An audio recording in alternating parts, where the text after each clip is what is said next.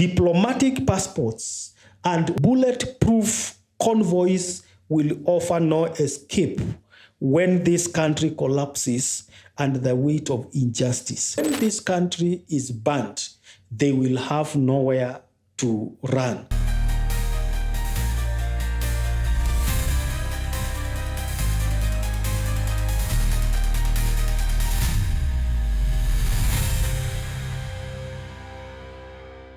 Welcome to the Political Oracle, and today I want to discuss about something that is not only happening in the nation, but many people are asking us to talk about them.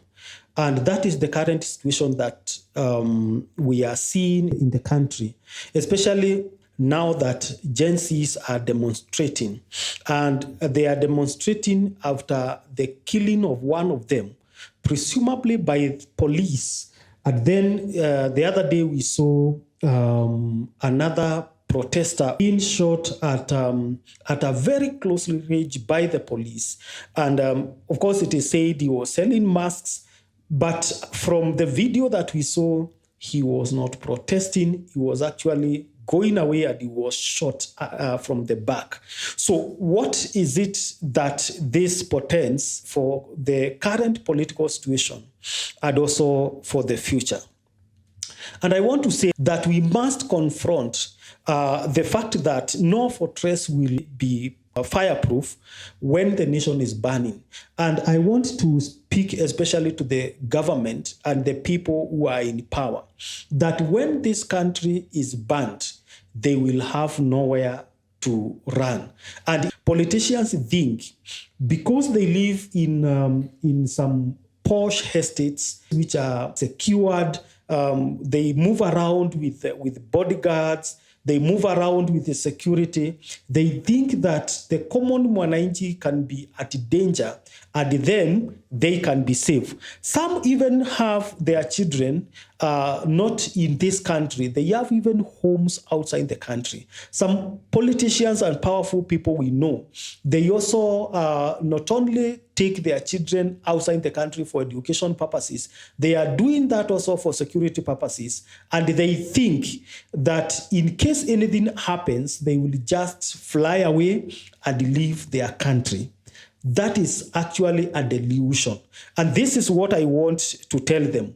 Gated estates, diplomatic passports, and bulletproof convoys will offer no escape when this country collapses under the weight of injustice. And that is why we have been saying it is important for those who are in government, namely the executive, the legislature, the judiciary. They are supposed to make sure, because they are arms of the government on whose shoulders we have put mandates for them to manage this country in a way that is peaceful, in a way that assures equality and justice. They should work as if they are working for themselves and not for as if they are giving favor to this country. And that is why, for too long, Kenyans have raised voices from the ground there. Remember a principle that was given by Niccolo Machiavelli in his book, The Prince, that those who want to get a good perspective of the mountains, they lie or they place themselves on the plains because they can see when they are on the plains. But those who want to get the better perspective of the plains, they put themselves on top of the mountains. What does that mean? When Kenyans say the governance, the administration is bad, it is bad because they are the ones who are feeling it.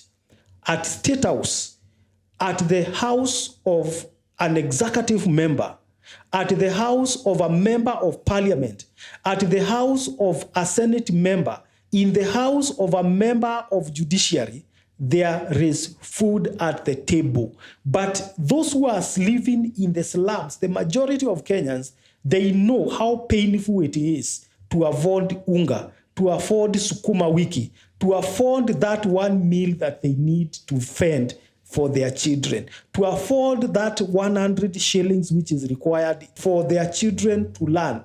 They know. So when we say the situation is bad, I think politicians are not taking it seriously, but it is time they should take it seriously. And yet, we have continued to see arrogance in terms of rule. Policies are forced without empathy. Leaders, sometimes they gather. I have seen leaders in parliament. I have seen leaders in Senate trying to discuss the issues that are affecting Kenyans. But they don't discuss the issues affecting Kenyans with the same passion that they discuss issues regarding themselves. In fact, much of the time when they meet in parliament to discuss an issue, for example, the other day they were discussing the death of Albert Ojwang. You could see they have no passion. But when they were discussing the impeachment of one of their own, they do it with passion. All of them are present. No member of parliament is absent. No Senate member is absent. But when they are discussing matters that are affecting Kenyans, the house is almost a half. They are not there. They are actually in attendance in their minimum quorum. It means they have no concern with the people and the lives of the people who send them to represent them. And that is why if this country burns, you can go to another country, but I assure you, you cannot carry your relatives. You will never carry your house. You will never carry your property. And where you will be called a foreigner. You will never be called a citizen. And at that particular time, that is when you will remember that we used to tell you that you are given the power to lead this country, and you should do that with love, knowing that this is first your country, and second, that other person's country. And the blood is spilling. And we are seeing police shooting citizens, police harassing citizens, brutalizing those who are actually protesting peacefully and causing chaos. We are even hearing rumors that even there are some goons from both sides, goons from the side of the protesters and goons from the sides of the government. If that is true, it is the basest of the political integrity we can ever have as a country. And a man who is selling masks being shot by a police, we should ask ourselves questions. First, is this police trying to sabotage the government?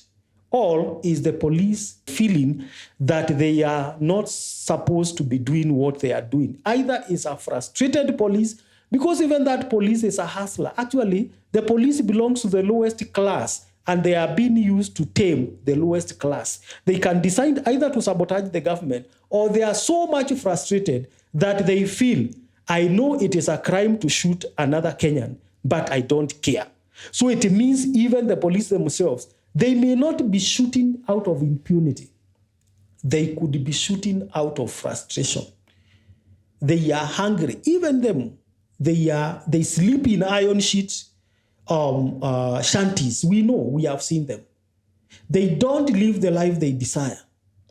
And that is where the government should make sure they are not creating a situation or letting a situation to grow or to outgrow in a way that they are sending police to tame Mwananchi. Because at one particular time, the police and the Mwananchi will stop and talk.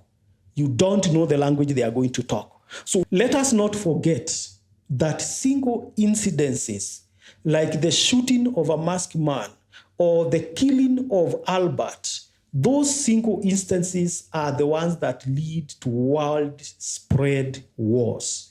The World War I began because of a single person who was killed. The 1994 genocide in Rwanda began when one president of Rwanda was in a plane and the plane was shot. What happened? It led to death of millions of people in what we regrettably call the Rwanda genocide. I think the government should value the life of one person as much as they value the life of over 50 million of us, because that one incident can lead to chaos. Remember, the protests are ongoing. We are headed to 25th of June. This is the date that Gen Zs will commemorate the 25th June of 2024, when they protested that many of them were killed. I think the government should do something before that, because the protests are not going to stop by sweeping the things that people are raising concerns about under the carpet. And if they sweep them under the carpet, they are things that are going to hound us as a country. So what can we say? We have a government. We have a president. We have an executive. We have a legislature. Can you kindly do your work with love for this nation and love for the people for which you were sworn into the office? And that is the political oracle.